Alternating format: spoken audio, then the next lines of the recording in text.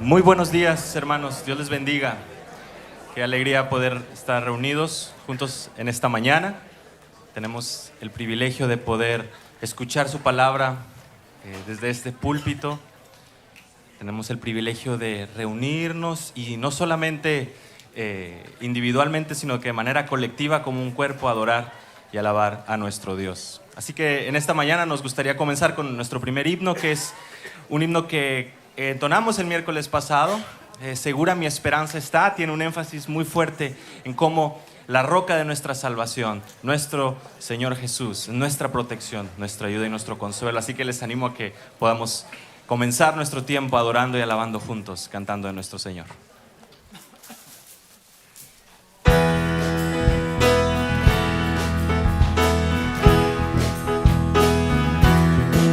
Segura mi esperanza está en la justicia de Jesús, y mis pecados expiará el sacrificio de su cruz.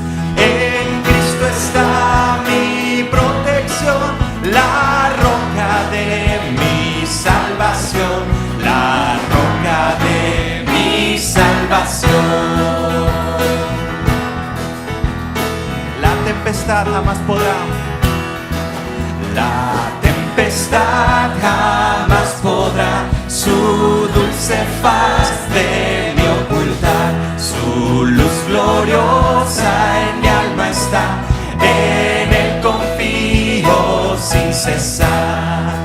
En Cristo está mi protección, la roca de mi salvación, la roca de mi salvación.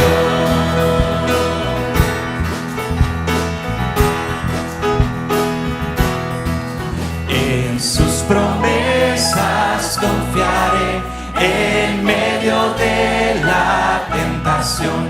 Ya salvo soy, en él hallé la roca de mi salvación. En Cristo está mi protección, la roca de mi salvación, la roca de mi salvación. ¿Por qué no nos ponemos de pie, hermanos, y cantamos esta última estrofa juntos? Cuando ante Dios el juicio esté, confiado Cristo me hallará, pues su justicia dándome sin mancha me presentará. En Cristo está mi protección, la roca de mi salvación, la roca de mi salvación. En Cristo está mi protección, la roca de mi salvación, la roca de mi salvación. Amén. Sus promesas como roca son, y cantamos que todo esto es a través de la fe. Cantemos juntos por fe.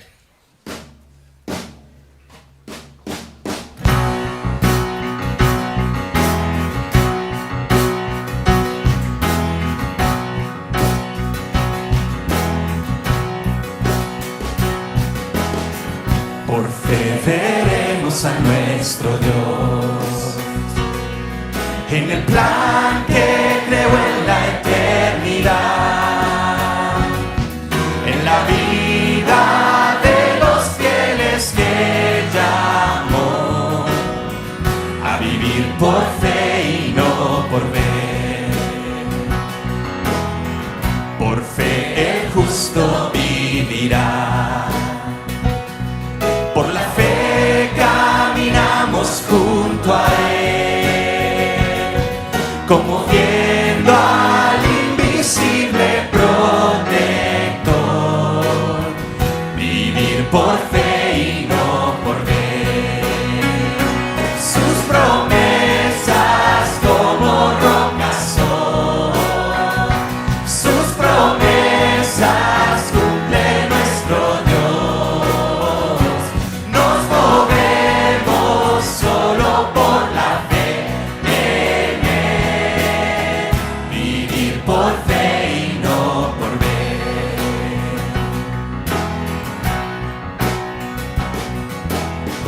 Por fe profetas hablaron fiel, por la fe proclamaron la verdad del Mesías prometido en Edén, el que la muerte venció en la cruz.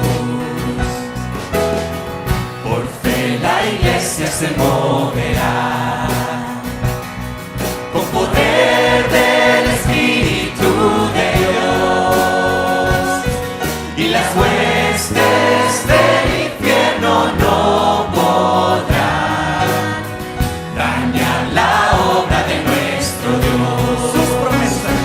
Sus promesas como rocas son, sus promesas cumple nuestro Dios.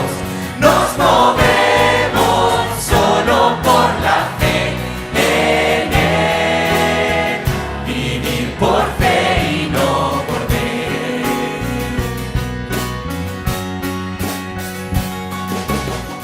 Por fe los montes se moverán, si la fe permanece en Jesús. El poder del Evangelio librará a todo aquel que confía en Él. Sus promesas como rocas son, sus promesas cumple nuestro Dios.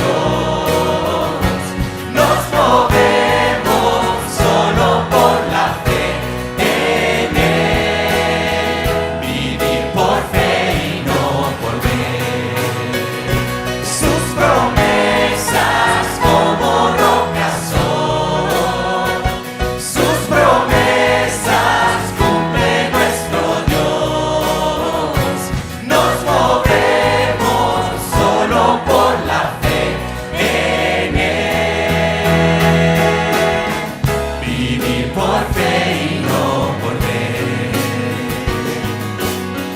Vivir por fe y no por ver. Tomemos nuestras Biblias, hermanos, preparémonos para la lectura de esta mañana.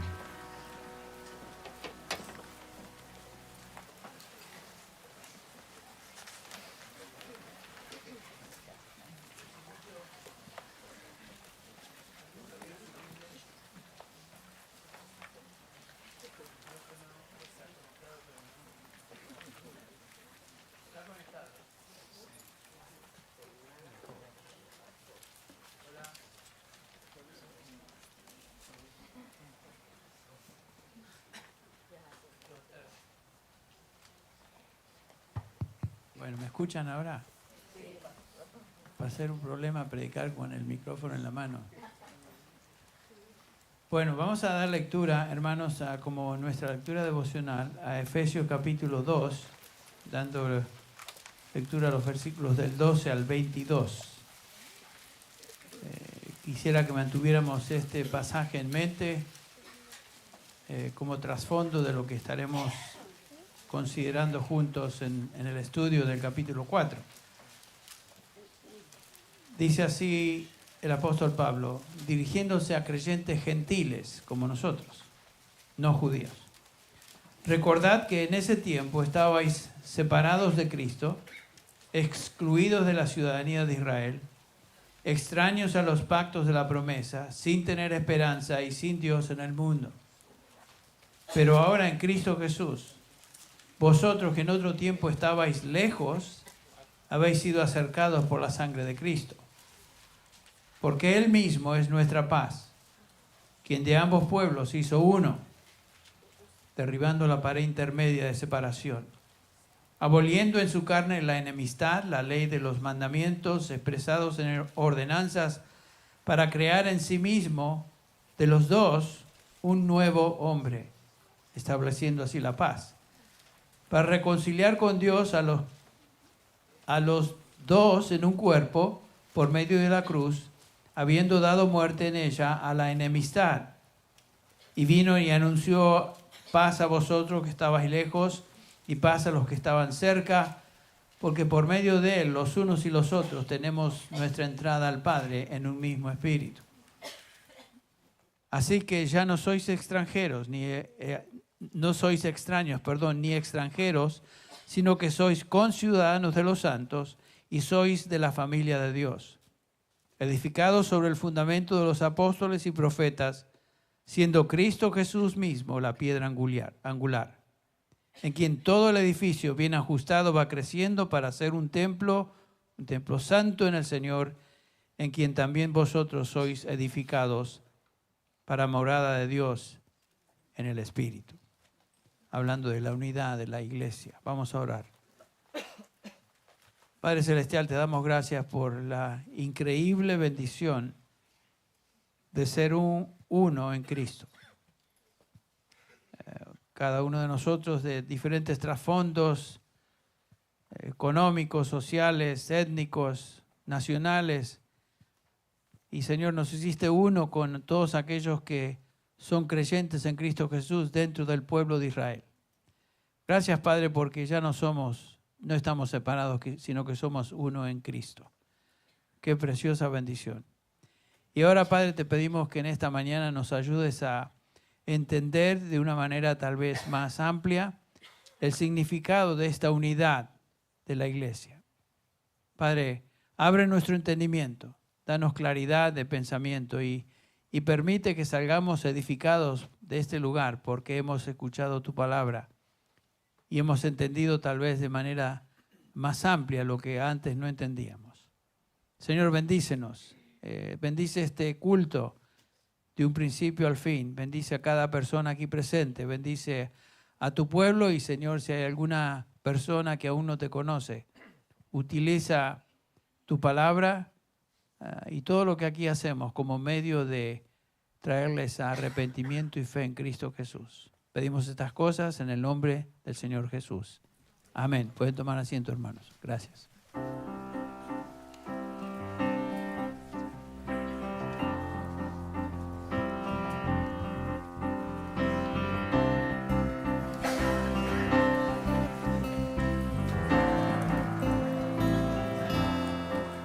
Cristo el ancla firme y fuerte en furiosa tempestad, cuando soplan fuertes dudas y mis velas no dan más, en la pena y la tristeza, cuando sufra en el dolor, yo me aferraré al ancla, pues jamás se moverá.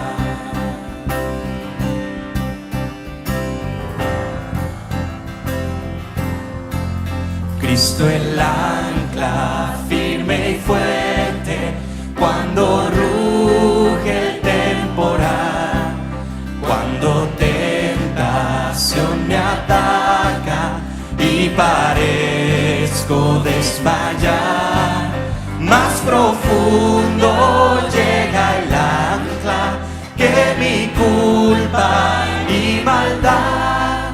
Yo me aferraré al ancla, pues jamás se moverá.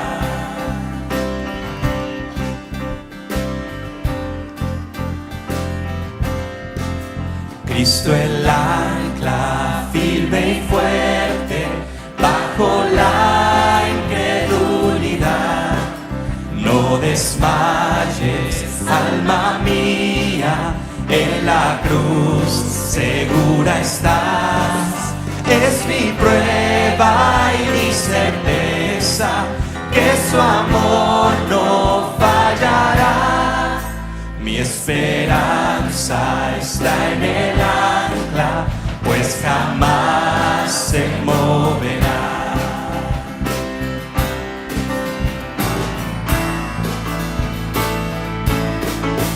Cristo el ancla firme y fuerte, cuando llegue el día final, cuando se abra al fin la gloria gloria y yo pueda descansar. Cruzaré el horizonte muy seguro con mi Dios. Todo calma será entonces, ya no habrá más tempestad.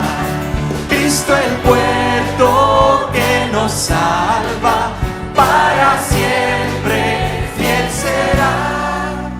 Confiaremos en el ancla, pues jamás se moverá.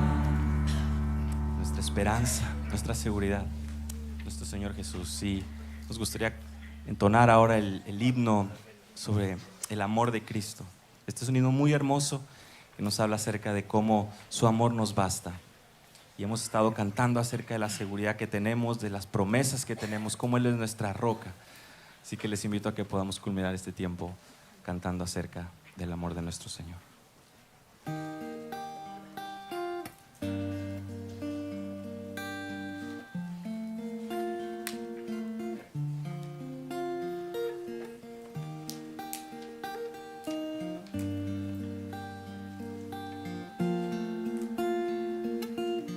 Profundo es el amor de Cristo, más que el infierno y la maldad. Dejó su trono y su gloria para traernos hacia Él. Más ancho es el amor de Cristo que el foso que nos separó. Me alcanzó en mis tinieblas, solo en Él hay salvación. Más profundo que el mar, más allá del cielo está tu amor, me basta. Más fuerte es el amor de Cristo que mi enemigo más feroz. Me sostiene en la tormenta, las aguas no me cubrirán. Me guiará el amor de Cristo en el más hondo valle aquí. Me pastoreará por siempre y me guarda junto a Él. Más profundo que el mar, más allá del cielo está tu amor, me bastará. Más fuerte que la tempestad, venció el pecado y la maldad. Tu amor me bastará. Más dulce es el amor de Cristo, mientras más cerca estoy de ti. Disfrutaré su amor por siempre, ante su trono estaré. Me llenará el amor de Cristo, al su rostro contemplar. Yo le amaré por siempre, su alabanza cantaré. Más profundo que el mar, más allá del cielo está tu amor, me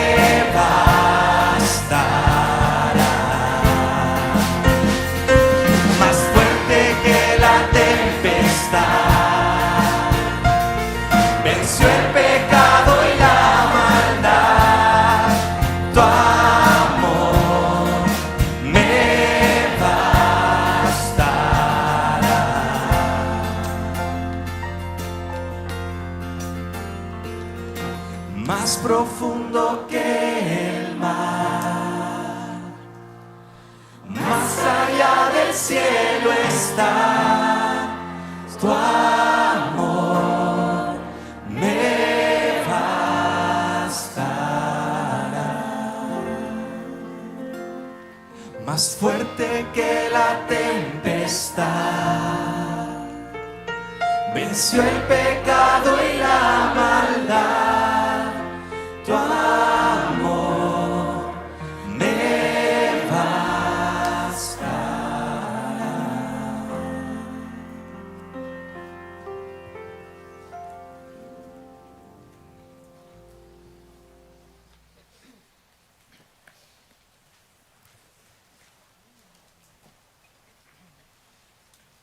Bueno, qué bendición poder adorar a este Dios quien nos ha amado con amor eterno.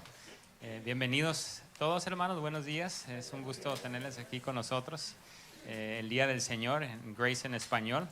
Y como ustedes saben, otra gracia que el Señor a menudo nos concede es de que como congregación podamos dar la bienvenida a personas que nos visitan por primera vez aquí a Grace. Así es que si tú estás aquí por primera vez, bienvenido, bienvenida. Es un privilegio tenerte aquí en medio nuestro el día de hoy.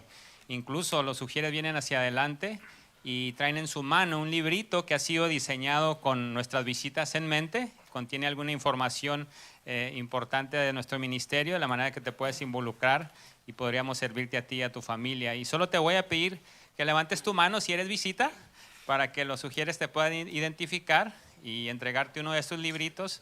Y en medio de ese librito hay una tarjetita perforada que si tú deseas la puedes llenar.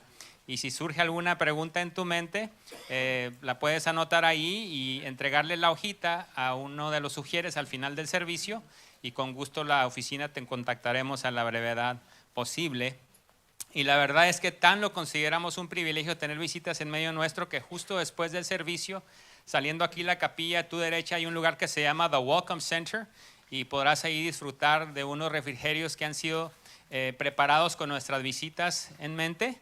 Y también puedes hacer preguntas en español. Habrán hermanos ahí del Ministerio Hispano y recibirás un obsequio, un libro traducido al español del pastor John MacArthur. Así es que bienvenido, bienvenida. Estamos contentos que estás aquí con nosotros. También aprovecho este espacio para recordarle a nuestros miembros y asistentes regulares que por favor no se les olvide llenar su tarjetita de asistencia, ya que en la oficina estamos pendientes de servirles de cualquier manera posible.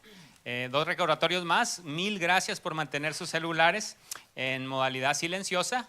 Y también les recuerdo que justo después del servicio, aquí a mi izquierda, a tu derecha, habrán algunos hermanos y hermanas por si tienes alguna necesidad espiritual, necesitas oración, alguna pregunta acerca del Evangelio, acerca de cómo estar bien con Dios. Por favor, no dudes en pasar a esta parte de la capilla. Pero bien, en unos momentos nos dispondremos a continuar adorando al Señor por medio de las ofrendas. Pero primero me permito comunicarles los siguientes anuncios.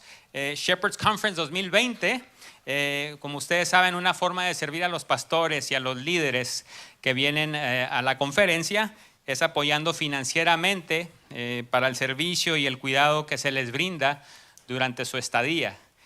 Hoy al final del servicio estaremos recibiendo una ofrenda voluntaria para este efecto, así es que qué bendición, qué privilegio poder participar de esta manera. Y solo como un recordatorio, los que están sirviendo como anfitriones tendrán una breve reunión aquí en la capilla justo al terminar el servicio. Retiro de Matrimonios Ministerio Hispano 2020, aún quedan lugares para nuestro retiro de matrimonios que tendrá lugar del 3 al 5 de abril en el Marriott Residence Inn en Oxnard, California. El doctor Kevin Zuber estará trayendo una serie de enseñanzas enfocadas en fortalecer el matrimonio, así es que sin lugar a dudas bien valdrá la pena la inversión de $420 por pareja. Las inscripciones están abiertas en el patio. Open House con nuestros misioneros sirviendo en países de habla hispana. Esta es una excelente oportunidad para conocerles, para ver lo que Dios está haciendo a través de sus ministerios, a través de la proclamación fiel de la palabra de Dios y para saber cómo orar por ellos de una manera más específica.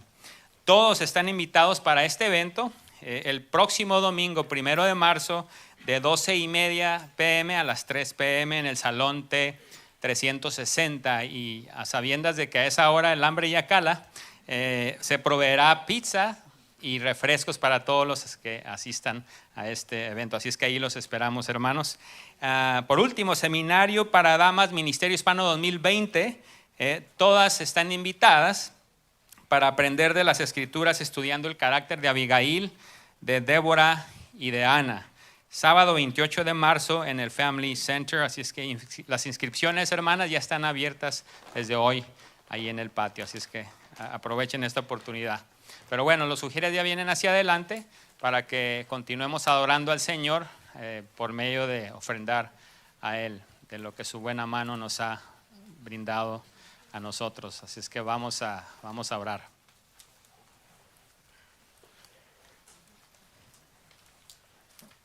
Señor, te damos gracias, gracias porque nos concedes la dicha de congregarnos hoy, estimulándonos al amor y a las buenas obras, y en especial te agradecemos el privilegio que nos das para como congregación adorarte a ti, quien eres, como acabamos de cantar, nuestra ancla segura y firme, nuestro alto refugio. Agradecidos que siempre eres fiel en proveer en todos los sentidos, aun cuando no somos merecedores. Fiel para proveer el pan diario de cada día, fiel para proveer la salida ante la tentación. Y gracias a la obra redentora de Cristo, si confesamos nuestros pecados, eres fiel y justo para perdonar nuestros pecados y limpiarnos de toda maldad. Gracias, Señor, porque eres fiel para cumplir todas tus promesas y eres digno de ser alabado y adorado. Y es por medio de Jesucristo que lo hacemos ahora a través de nuestras ofrendas.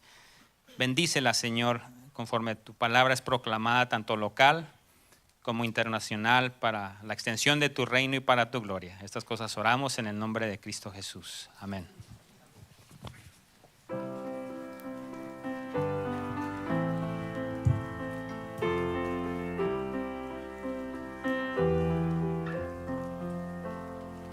Tengo un refugio en tempestad, cuando aflicciones tengo, cuando me llena mi temor, mi alma en ti descansa. Oh Cristo, en ti me esconderé, mi paz y mi consuelo. Nada es más grande que tu amor, confortas mi tristeza.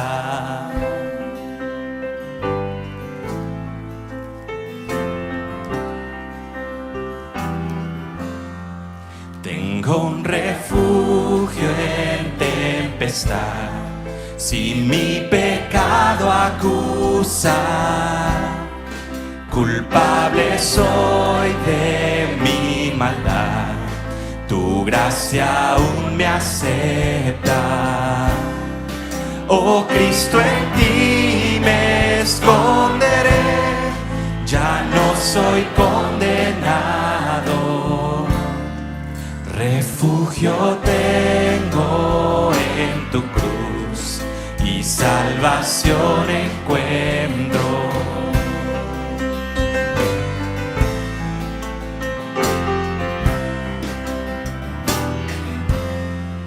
Tengo un refugio en tempestad, si temo a la tormenta. En mi debilidad yo sé, tu fuerza me sustenta. En Cristo, en ti me esconderé, pues llevas tú mis cargas. Tus manos firmes me guiarán hasta llevarme al cielo. Oh Cristo, en ti me esconderé, pues llevas tú mis cargas. Tus manos firmes me guiarán hasta llevarme al cielo.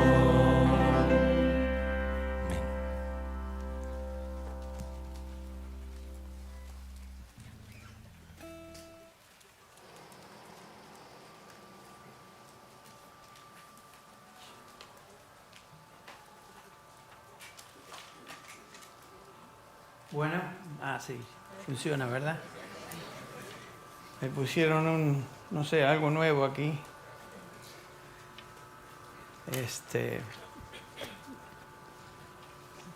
Disculpen. Tengan paciencia. Bueno, varios me han dicho, qué bueno verte, Henry. Y yo pienso, qué bueno que me ven. Porque hace unas semanas era algo de milagro que me vieran, ¿no? Así que bueno, estoy contento, agradecido al Señor por poder estar una vez más con la congregación. Aquí hay un tirón, está mal puesto esto, algo acá. Disculpen, hermanos. Y lo chistoso que esta es la que se sale en la internet. La primera hora, hermanos, que me ven por el internet salió muy bien.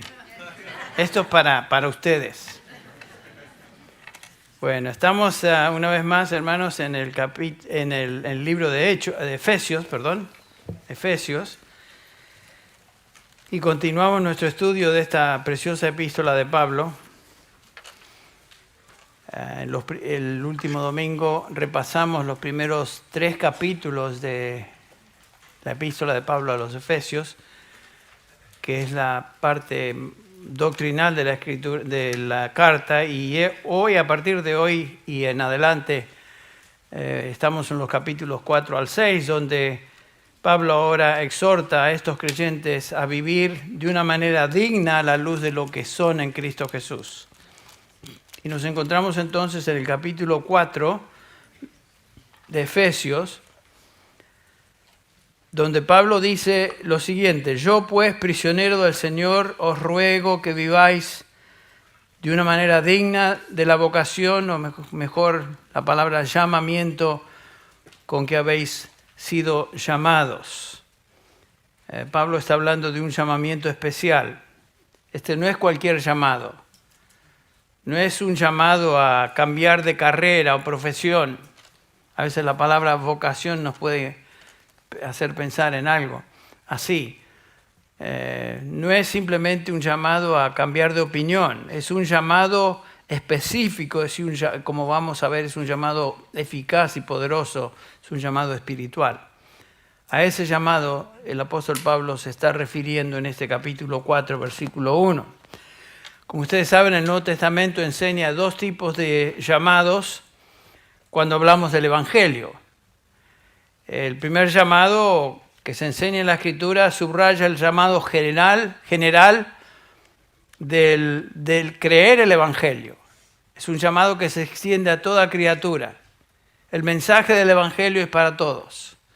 Por eso Juan dice, porque de tal manera amó Dios al mundo que dio a su Hijo unigénito, para que todo aquel que en él crea no se pierda, mas tenga vida eterna.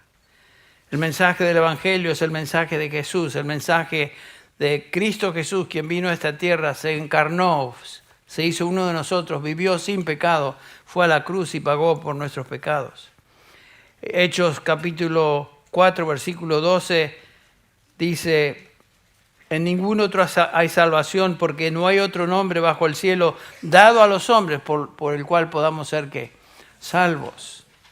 El apóstol Pablo nos enseña también que hay un solo mediador entre Dios y los hombres, Jesucristo, hombre. Entonces el mensaje del Evangelio. Si van conmigo un segundo ahí a capítulo 1 de 1 Corintios, Pablo nos enseña acerca de este mensaje del Evangelio. Y sabemos que este mensaje general, este llamado general a creer el Evangelio, es un mensaje que puede ser ignorado, es un mensaje que puede ser rechazado, y sabemos por la Escritura que la mayoría de la gente lo hace, rechazan el Evangelio. Pablo nos dice ahí en 1 Corintios 1, versículo 18, porque la palabra de la cruz es necedad para los que se pierden, y sabemos que la mayoría de la gente rechaza el Evangelio, se pierden. Y en el versículo 23, una vez más, Pablo nos dice: nosotros predicamos a Cristo crucificado, piedra de tropiezo para los judíos y necedad para los gentiles. O sea, el hombre natural, como Pablo lo expresa también en esta primera epístola de 1 Corintios, El hombre natural, dice Pablo, no percibe las cosas del Espíritu de Dios, porque para él son necedad. No las puede entender porque se han de discernir espiritualmente. Sabemos también, por lo que nos dice la Escritura, que el hombre en su estado natural, en su condición natural, no puede agradar a Dios. Romanos 8:8. Sin fe es imposible agradar a Dios. ¿No es cierto? Entonces, el hombre en su condición natural, ¿cómo se encuentra? No puede agradar a Dios a menos que Dios intervenga en su vida y le conceda el creer y venir a Cristo como Salvador. Lo cual nos lleva a este segundo tipo de llamado. ¿Cómo es posible que un hombre en su condición de muerte espiritual, en su condición de separación de Dios, llegue a salvación? Dios tiene que intervenir. Eso es lo que ya vimos en el capítulo 2, versículos del 4 al 5. Dios tiene que cambiarle, tiene que cambiar su mente, cambiar sus deseos, cambiar lo que ama. Y la única manera que Dios hace eso es por medio de un llamado interno, un llamado espiritual al pecador, por medio del cual Dios le da vida y le da la capacidad espiritual de creer y de arrepentirse. Este es el llamado de Dios en Efesios 4:1. El llamado eficaz y poderoso de Dios que transforma al ser humano. Nos hace nuevas criaturas. Su vida está en nosotros por medio de su Espíritu. Ahora somos exhortados a andar de una manera digna de esa nueva identidad. La exhortación que comienza aquí en el capítulo 4 de Efesios, el versículo 1, es una exhortación general primero. Pablo dice: andar de una manera digna del llamamiento con que fuisteis llamados. Y a partir del versículo 2 hasta el final del capítulo, Pablo comienza a hablar de las características particulares de este llamado. Primero es un llamado general y luego esta es la manera en que ese llamado se manifiesta, lo particular. Estas son las buenas obras para las cuales fuimos llamados y que Dios preparó de antemano para que anduviésemos en ellas, dice el capítulo 2, versículo 10. La respuesta se encuentra en estos versículos del 2 al 3 en particular, características particulares de un andar digno.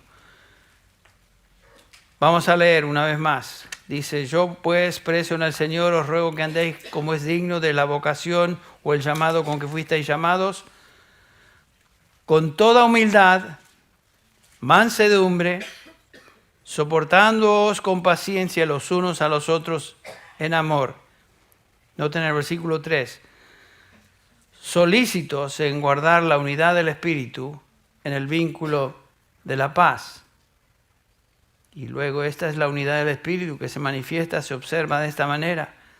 Hay un solo cuerpo, versículo 4, un solo Espíritu, así como también vosotros fuisteis llamados en una esperanza de vuestra vocación, un solo Señor, una sola fe, un solo bautismo, un solo Dios y Padre de todos, que está sobre todos y por todos y en todos.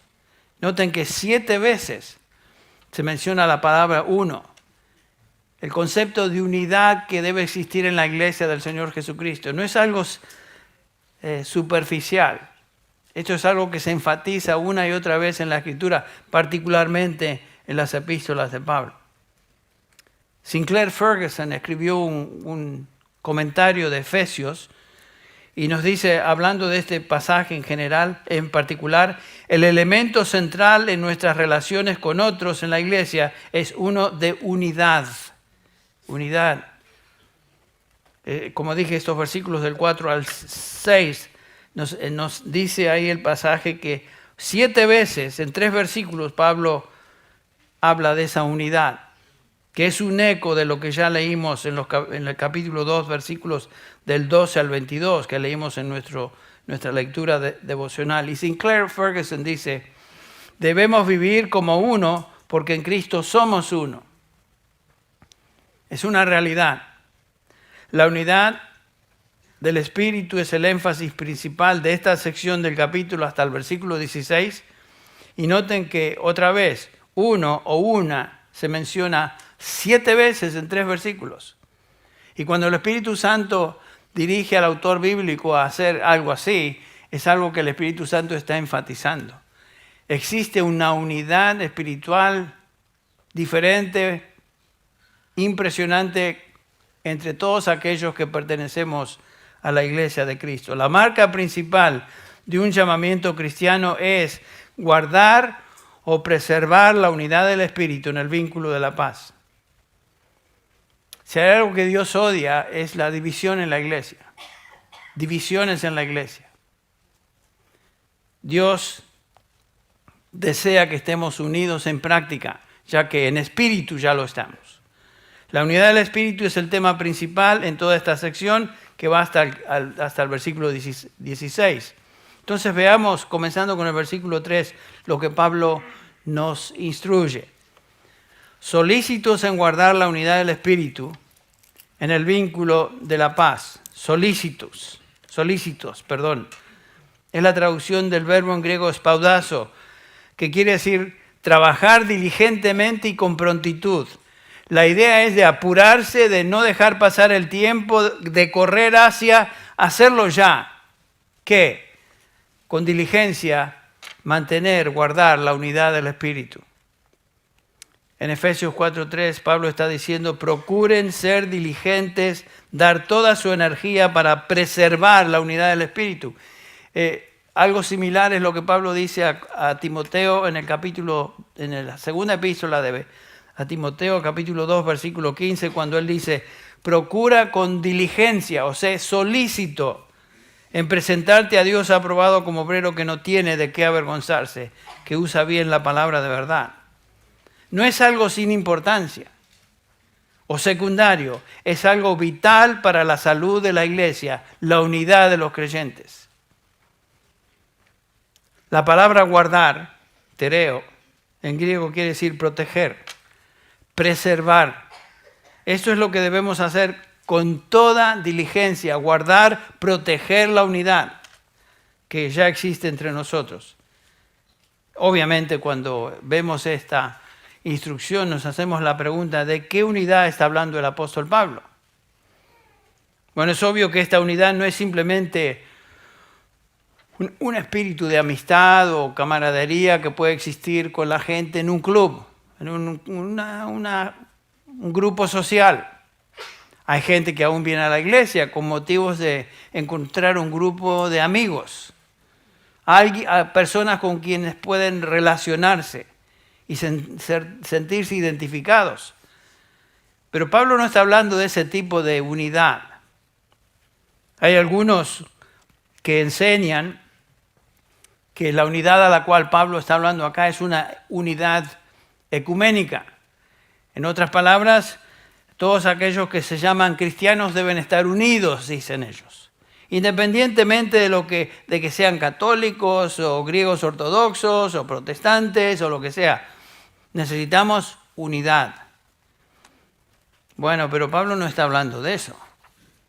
Es muy claro en la epístola que este concepto de unidad no es el que tiene Pablo en mente.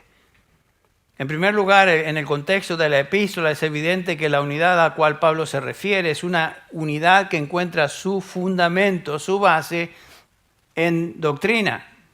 Ya lo vimos en el capítulo 2, versículo 20 que leímos hace un rato. Edificado sobre el fundamento de los apóstoles y profetas, siendo Cristo mismo la piedra angular. La unidad de la iglesia está fundamentada en la doctrina de los apóstoles. Todo lo que creemos, todo lo que hacemos, tiene su base en doctrina revelada, la doctrina de los apóstoles. Cuando alguien le pregunta a usted, bueno, ¿por qué hacen lo que hacen? Usted debería ir inmediatamente y comenzar a enseñar a la persona, hacemos esto porque la palabra de Dios nos enseña acerca de esto.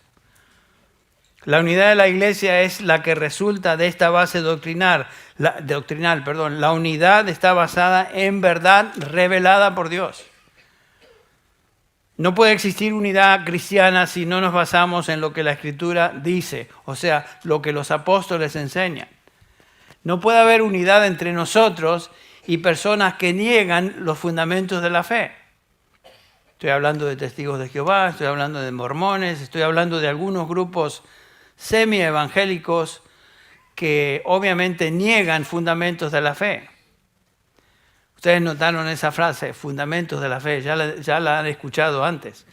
Y notaron ustedes que todos aquellos que quieren identificarse con nuestra iglesia, uno de los requisitos para unirse a nuestra iglesia es que tomen la clase de fundamentos de la fe. Porque es vital que la gente que se incorpore a nuestra congregación entienda que lo que hacemos está basado no en inventos de los líderes o ancianos de la iglesia, sino que está basado en una base doctrinal que ya fue revelada. Es la doctrina de los apóstoles. Y es justamente lo que ustedes hacen cuando estudian fundamentos de la fe. Estudian los fundamentos de la fe cristiana. Y algunos de ustedes lo han tomado una vez y algunos dicen no entienden ciertas cosas. Bueno, tomen la clase otra vez. O por lo menos tomen esa parte de la clase. Es imprescindible. Ahí reside nuestra comunión. Pero en segundo lugar, Pablo nos dice que esta unidad es la unidad del Espíritu. Específicamente dice es la unidad del Espíritu. El versículo 4 nos dice hay un solo cuerpo y un solo Espíritu. Espíritu con mayúscula. ¿A qué Espíritu se refiere? Al Espíritu Santo.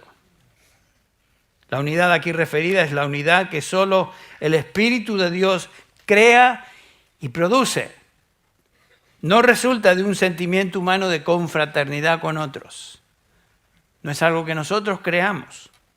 Y notamos eso inmediatamente, que Pablo no nos llama a crear o producir unidad dentro de la iglesia, sino a guardar o preservar la unidad que ya existe.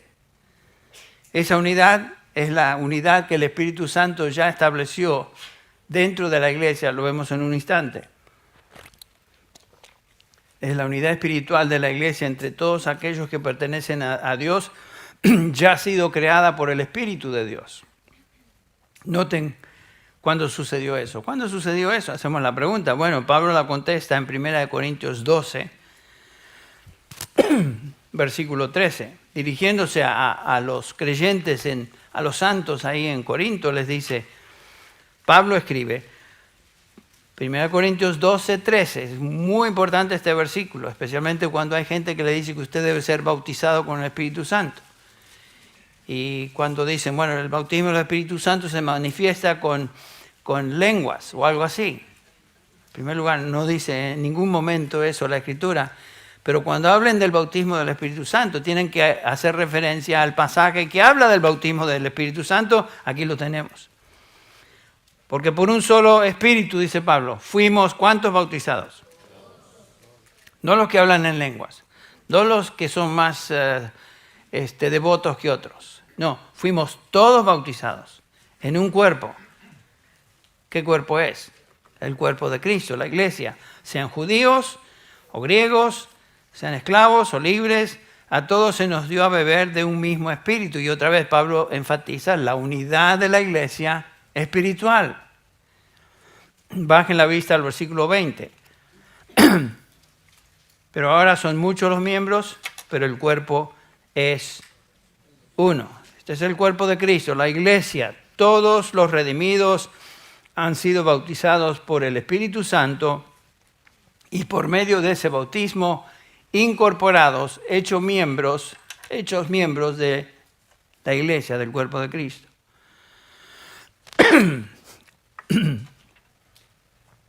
Entonces lo que deducimos o podemos deducir que esta unidad a la cual Pablo se refiere no es una unidad mecánica, no es una unidad que nosotros podemos crear o alguien pueda crear, sino que es una unidad espiritual, no es una unidad ecuménica, no es una unidad externa, es una unidad orgánica, espiritual. El domingo pasado me pasó lo mismo. Volé fenómeno el primer sermón. El segundo sermón empecé a perder alturas más o menos en este momento. Pero no se preocupen. Josías tiene un sermón ahí preparado en caso de emergencia. El punto es este. Somos todos miembros de un mismo cuerpo, la iglesia. Estamos unidos por el Espíritu Santo. No somos un agregado de miembros, sino que somos una unión orgánica espiritual de miembros que pertenecen al mismo cuerpo, así como los miembros de nuestro cuerpo. No es que fueron pegados o enchufados o agregados a nuestro cuerpo, son parte íntegra de lo que es el cuerpo humano. Lo mismo el cuerpo de Cristo. La unidad de la iglesia de Cristo no viene de afuera. No puede ser creada por ningún grupo eclesiástico. Pablo está hablando de una unidad interna que Dios ha creado entre aquellos que fueron llamados a salvación. Y esto, para enfatizar, los únicos que pueden experimentar esta unidad son los que han sido bautizados por el Espíritu Santo. Aquellos en quienes el Espíritu Santo reside.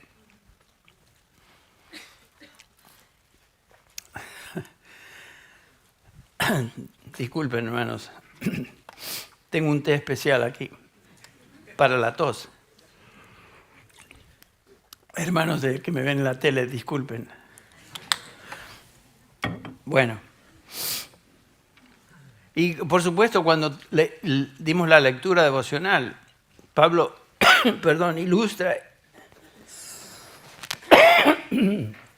ilustra esto cuando habla de la unidad del cuerpo de Cristo y nos dice que tanto judíos como gentiles ahora en Cristo Jesús, aunque estábamos alejados, hemos sido hechos cercanos por la sangre de Cristo porque Él es nuestra paz, de ambos pueblos hizo uno, derribando la pared intermedia y crear para sí de los dos un nuevo hombre haciendo la paz.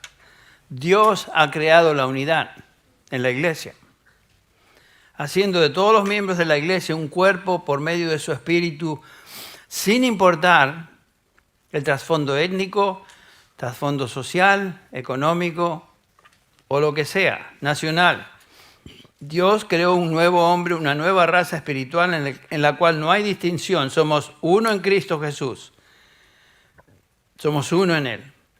Y nosotros en nuestra congregación somos testimonios vivos de esa realidad. Noten qué diferentes somos los unos de los otros. Somos distintos en términos de trasfondo económico, trasfondo étnico, trasfondo nacional. Somos distintos.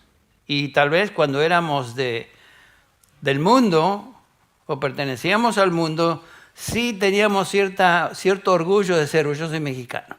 Y el otro no, yo soy de Salvador. O yo soy argentino. O yo soy uruguayo, etcétera, etcétera. Y había un énfasis en lo que nos separaba. Pero somos uno. No importa de qué trasfondo étnico o nacional vengamos, somos uno en Cristo Jesús. La unidad fue establecida y hecha por el mismo Espíritu de Dios. Qué bendición es eso. Y solo Dios por su Espíritu puede producir esta unidad. Y Dios lo hizo. Dios lo hizo. Observen qué distintos somos. No sé si se han puesto a pensar. Hoy tal vez pueden salir al patio y fijarse en los hermanos y decir, sí, la verdad que somos distintos. No se le acerque hacia la cara y lo miren muy de cerca. Perdón. Pero sí somos distintos. Y la Escritura nos dice que ahora, aunque somos distintos, debemos ser solícitos en guardar la unidad, preservar la unidad del Espíritu que Él ha establecido en la iglesia. La pregunta es cómo lo hacemos. ¿Cómo es que preservamos esa unidad? ¿Cómo observamos esa unidad espiritual en acción? Y Pablo contesta esa pregunta por medio de estas virtudes que se describen en el versículo 2. Con toda humildad, mansedumbre, paciencia, soportándoos unos a otros en amor. Comencemos con esta primera, con toda humildad. La primera de estas características que contribuyen a la unidad visible de la iglesia es la humildad. Qué importante es esto. Qué importante es esto. ¿Qué es la humildad? ¿Cómo podemos saber que somos humildes?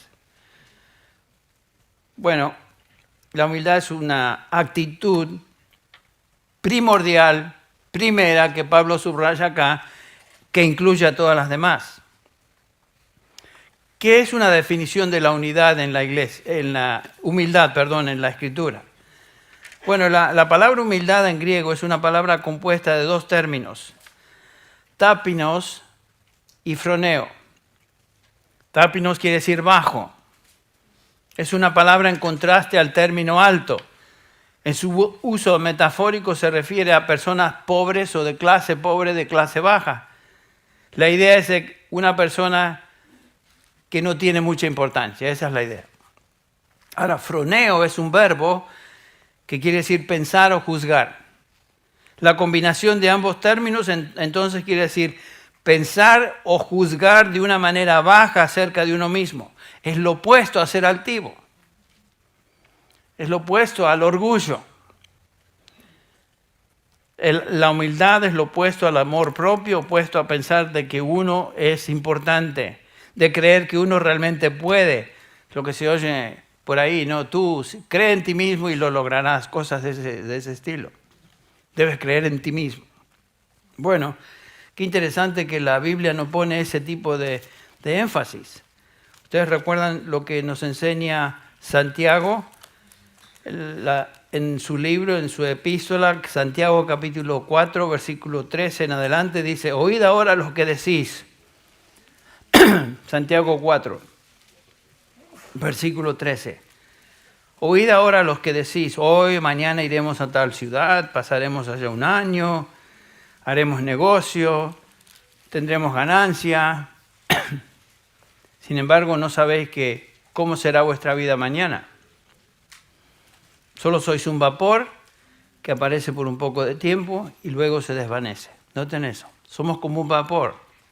Es cuando tomamos un té caliente o un café caliente, ese vaporcito que sale, así somos. Aparece y desaparece. Más bien debieras decir, dice Santiago, si el Señor quiere viviremos o haremos esto o aquello. Pero ahora os jactáis en vuestra arrogancia. Toda jactancia semejante es mala. El concepto de humildad en la Escritura es lo opuesto a jactarse. Por eso claramente nos enseña Pablo en Romanos capítulo 12, o instruye a los creyentes, en virtud de la gracia que me ha sido dada, digo a cada uno de vosotros, no piense más alto de sí mismo, o no piense más alto de sí que lo que debe pensar, sino piense de sí con cordura o con juicio. Somos dados a creernos un poquito más de lo que valemos o somos. Y todos luchamos con eso, como lo veremos. Y algunos tienen más dificultad de eso que otros. Pero tendemos a creernos un poquito más de lo que deberíamos. No sé si les ha pasado.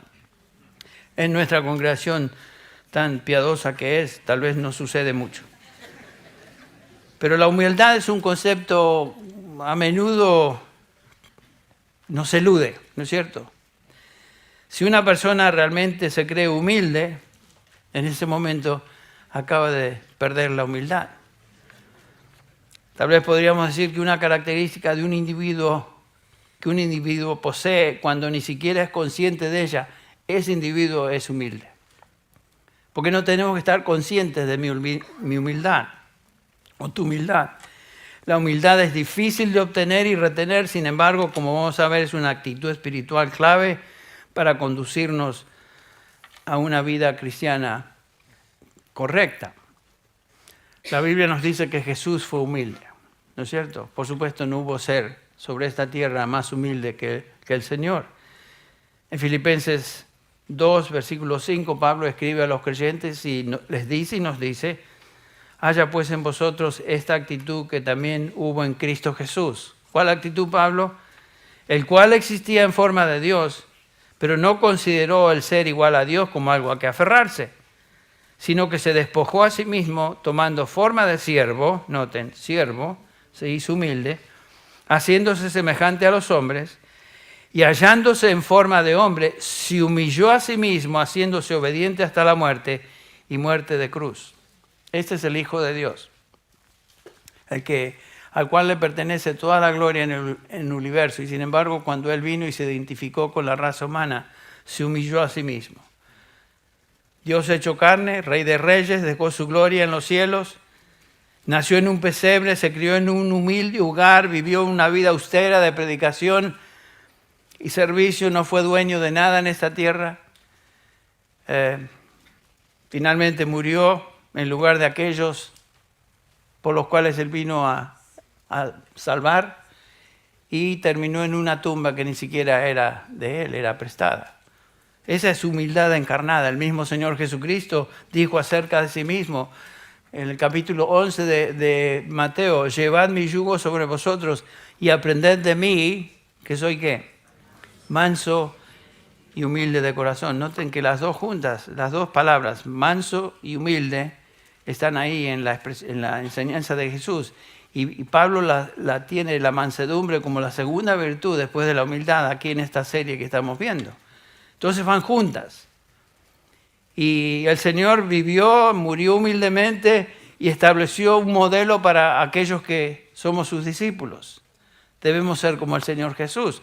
Primera de Juan 2:6 nos dice: el que dice que permanece en Él, en Cristo, debe andar como ¿qué? Como Él anduvo. Si deseamos ser humildes, debemos imitar a aquel que nos enseñó la humildad, que es el Señor. Qué terrible es el orgullo.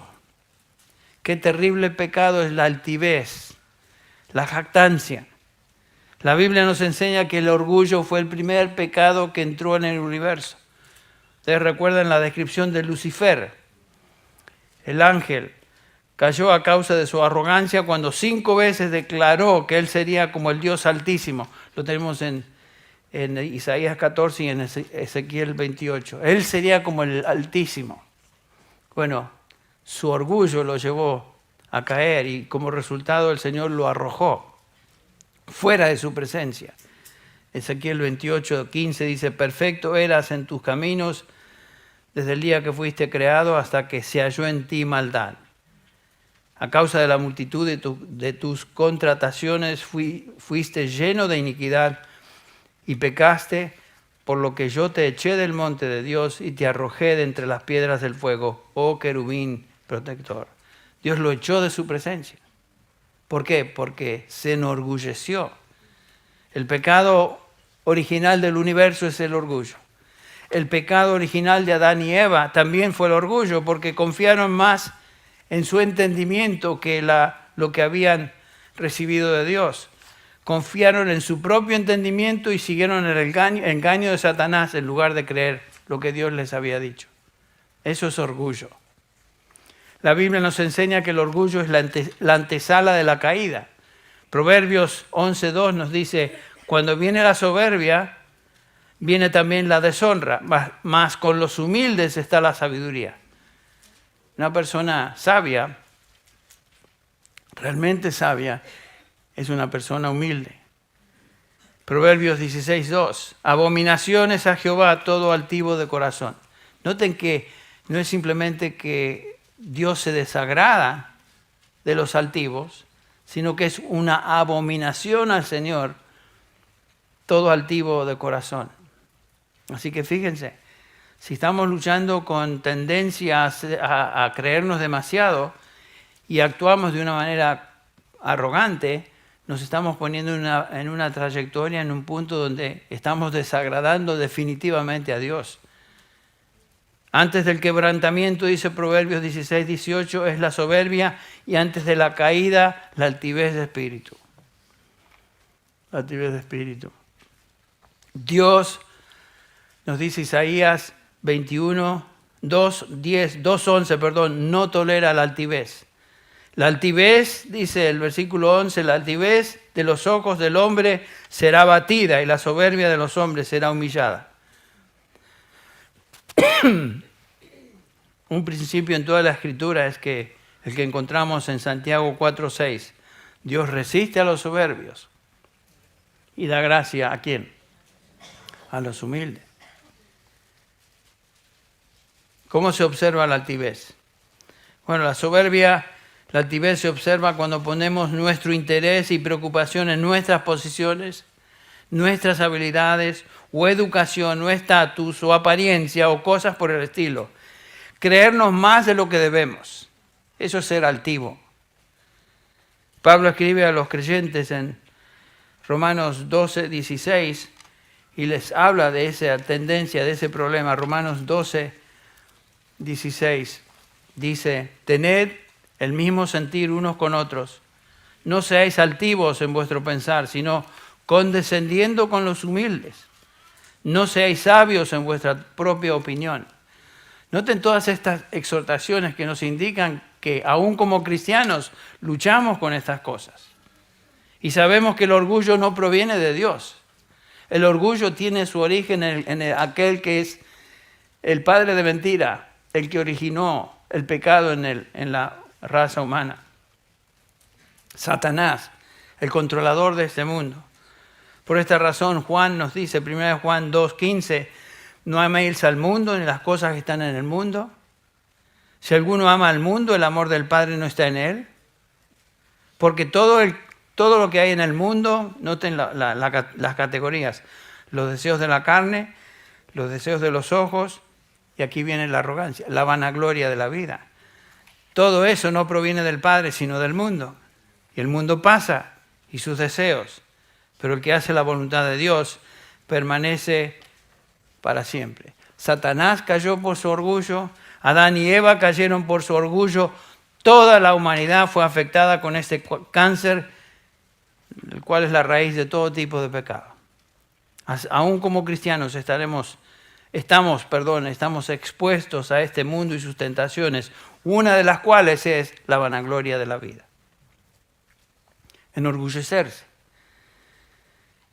¿Qué te enorgullece? ¿Qué es lo que te hace orgulloso en tu propia persona? ¿Es tu trasfondo étnico? ¿Es tu trasfondo económico? ¿Es tu educación? Lo que sea. No importa, todo eso tiene su origen no en Dios, sino en otra fuente. En contraste a esto, Dios nos llama a ser humildes.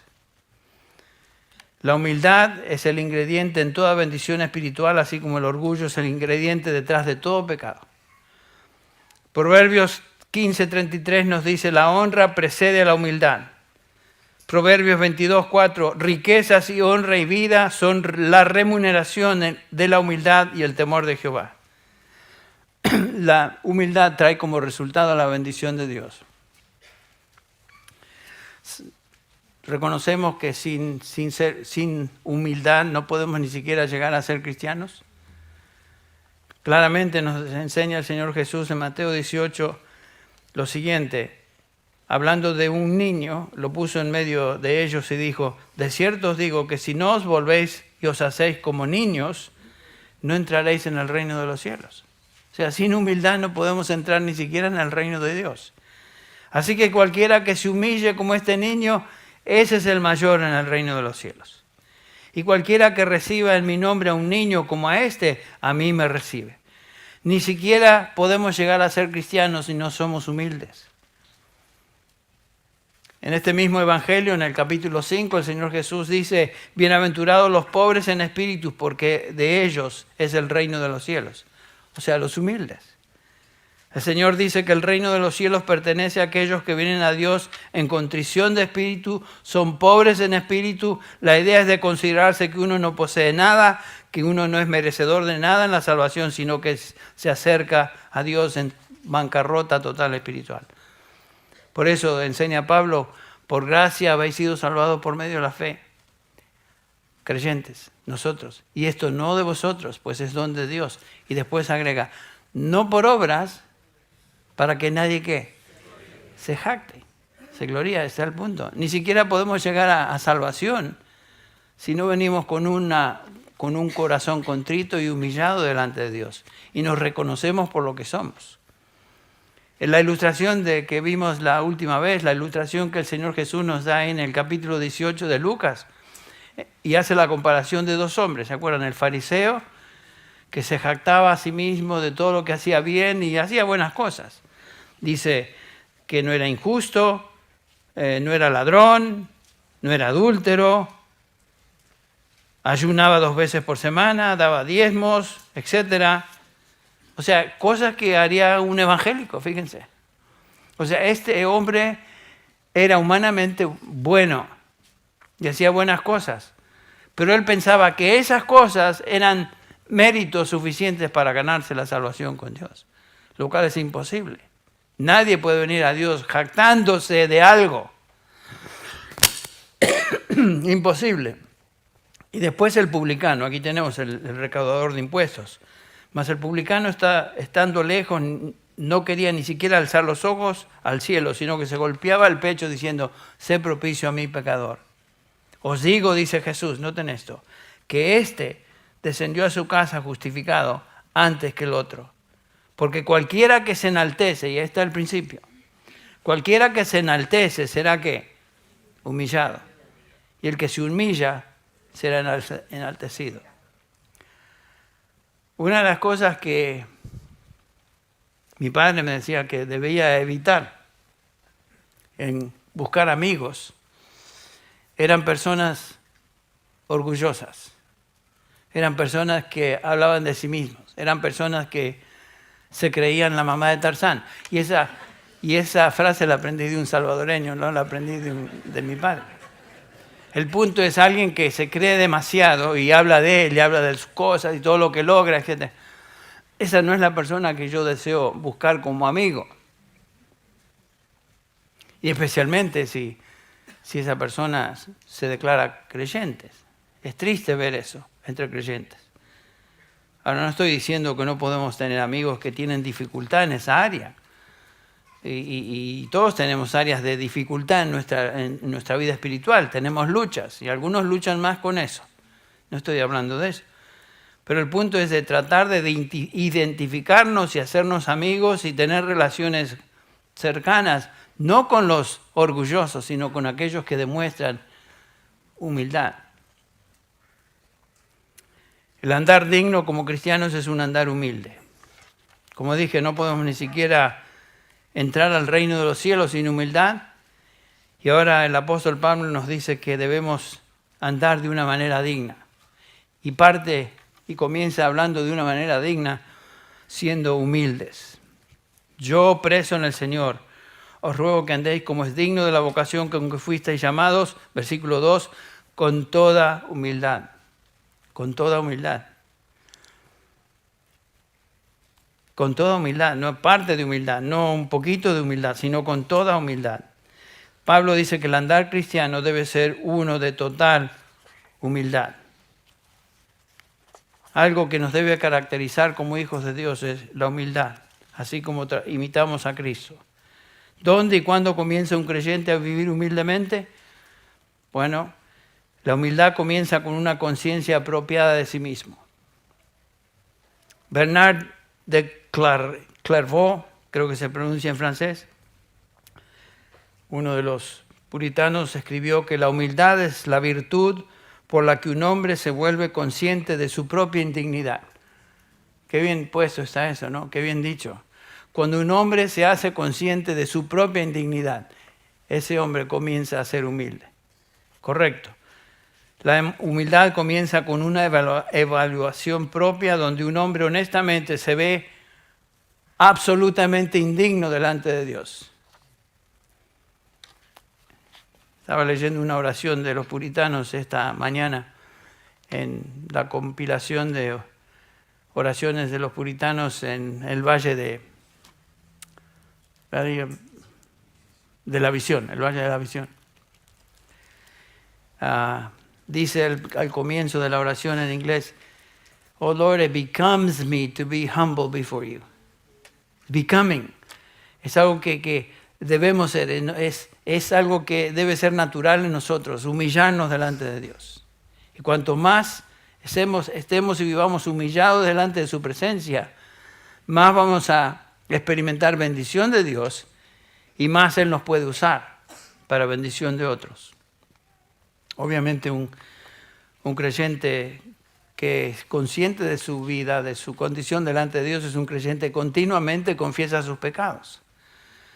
Obviamente todos los días pecamos, continuamente nos damos cuenta de que hay cosas que cometemos y líneas que cruzamos que no son cosas que traen honra a Dios. ¿Qué hacemos cuando pecamos? 1 Juan 1:9. Si confesamos nuestros pecados, Él es fiel y justo para perdonar y limpiarnos de toda maldad. Un cristiano humilde es consciente de quién es y no trata de cubrir sus pecados, ni tampoco de compararse con otros, porque siempre va a haber uno más malo que yo, ¿no es cierto? Noten cómo Pablo lidia con eso cuando escribe a los Corintios y les dice, 2 Corintios 10:12, porque no nos atrevemos a contarnos ni a compararnos con algunos que se alaban a sí mismos, pero ellos, midiéndose a sí mismos por sí mismos y comparándose consigo mismos, no son juiciosos. Eso no es juicioso. Compararse con otros no es juicioso. Es torpe, es necio. Muchos se creen buenos y piadosos porque se están comparando con personas que son peores que ellos. Entonces se justifican en su conducta de manera que la Biblia nos dice que esa actitud es absolutamente necia. No podemos usar nuestro propio criterio para medir quiénes somos. ¿Qué criterio usamos? Nos medimos de acuerdo a lo que Dios dice acerca de nosotros. Su palabra es la medida que usamos para compararnos.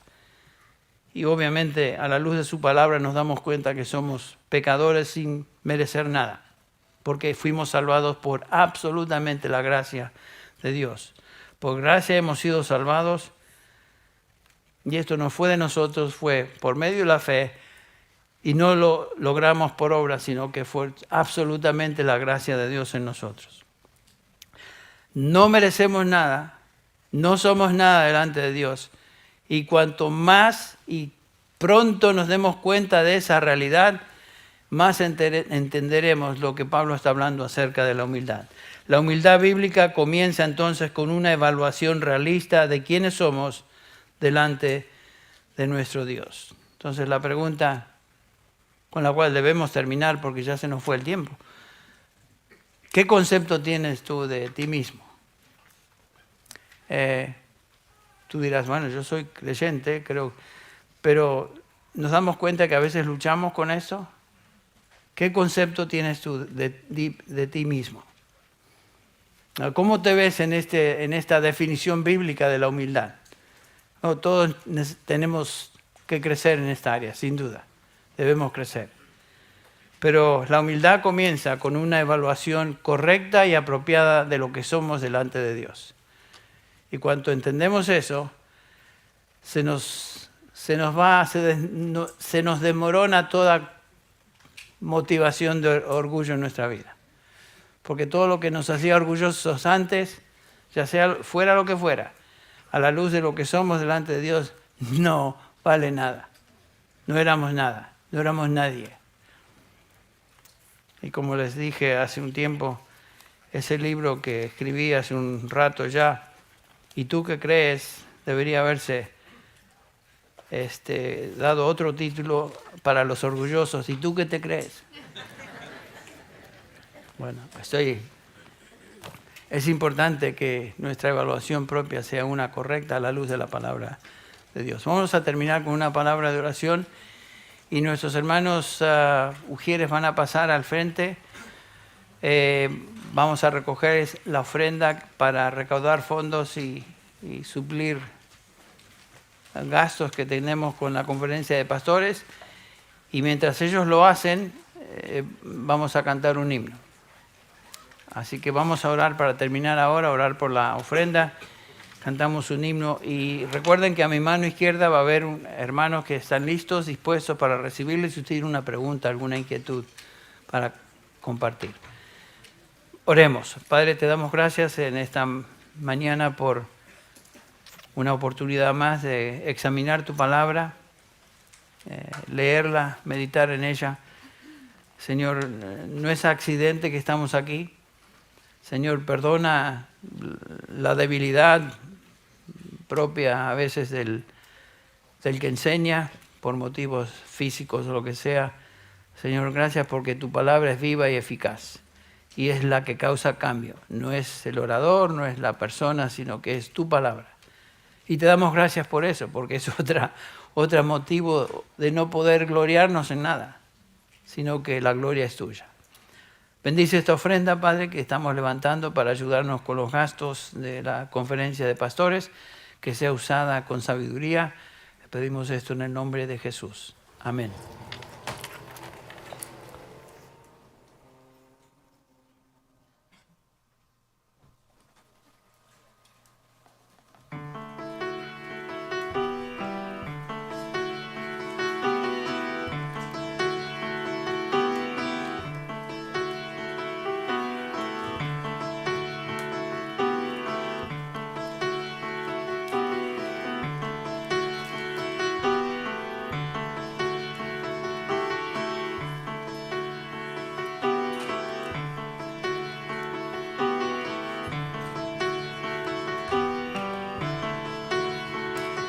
No valgo por mi posesión, ni porque fuerte sea yo, sino en el precio de su amor en la cruz. No valgo por ser muy capaz, ni por perder ni por ganar, sino en la sangre que vertió en la cruz.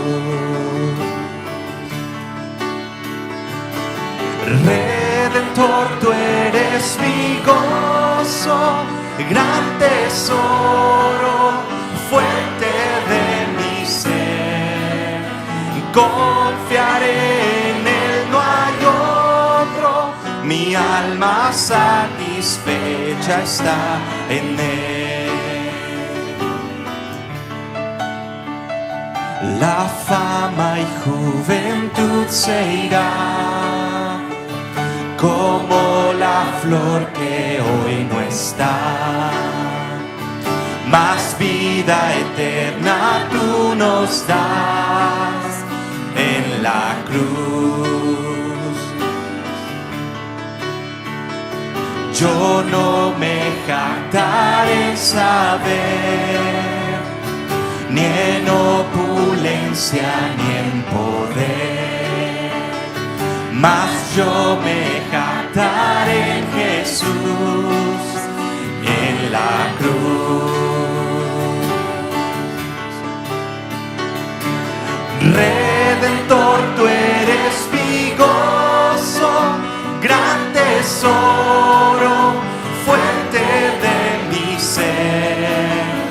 Confiaré en él, no hay otro, mi alma satisfecha está en él.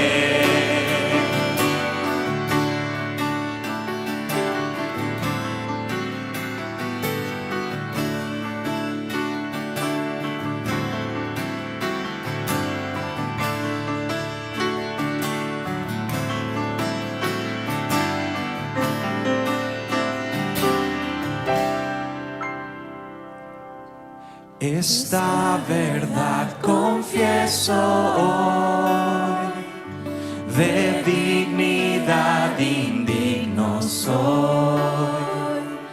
Tengo valor pues me compró en la cruz. Nos ponemos de pie, hermanos, y cantamos juntos este coro. Redentor, Redentor, tú eres mi gozo, gran tesoro, fuente de mi ser. Confiaré en él, no hay otro, mi alma satisfecha está en él. Redentor, tú eres mi gozo, gran tesoro, fuente de mi ser. Confiaré en él, no hay otro, mi alma satisfecha está en él. Amén. Dios les bendiga, hermanos. Estamos despedidos.